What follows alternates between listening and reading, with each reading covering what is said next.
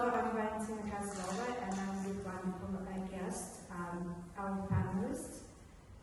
We are continuing a series of symposium regarding dance, and I would like them to introduce themselves. Hi everyone, I'm Nicole Duffy. I'm the Rehearsal Director for Hispanico's second company, and I'm also a Repetiteur for the Gerald Arpino Foundation. Hello, I'm Stephen Melendez. I'm the Artistic Director of New York Theater Ballet. Melanie Person, co-director of the Ailey School. HENNING RÜBSAM, choreographer, dancer, teacher, writer, historian, producer. Wonderful. Okay, so we'll start. I have just a few questions. First time when we got together during the symposium, it was before VKIBC, and then we had VKIBC competition. So basically, it's a following up to come to certain conclusions what we discussed before VKIBC and what you have seen. So I would like your opinion. Where do we stand at this time?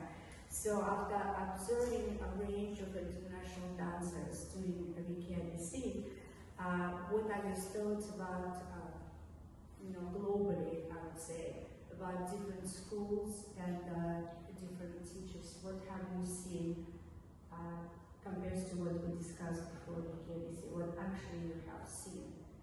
So who wants to answer this question? I'm happy to speak. I think it's becoming more and more evident that classical ballet is no longer a dance art form that can be done professionally all by itself.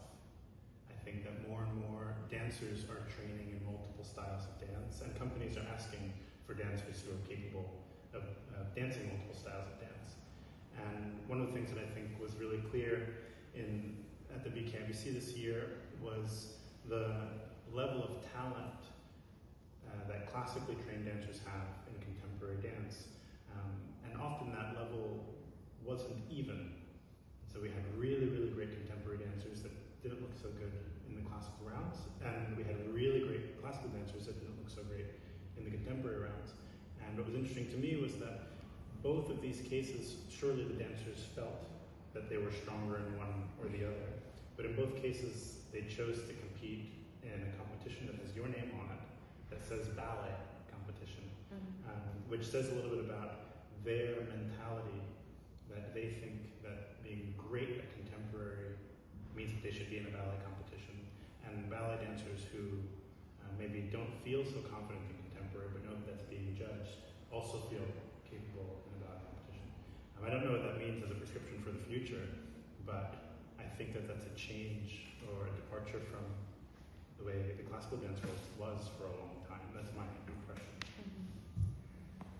Anyone else? Sure. I have to agree with Stephen that it was really nice to see the participation in both classical and contemporary. Regardless of the leveling, I think it was wonderful to see that they were all interested in competing and doing both. I don't know about the future, but I do think that it bodes well for the future. I think ballet used to be very segregated from other forms of dance, and now there's more of an open-mindedness about it. And all that's going to do is really move the art form forward.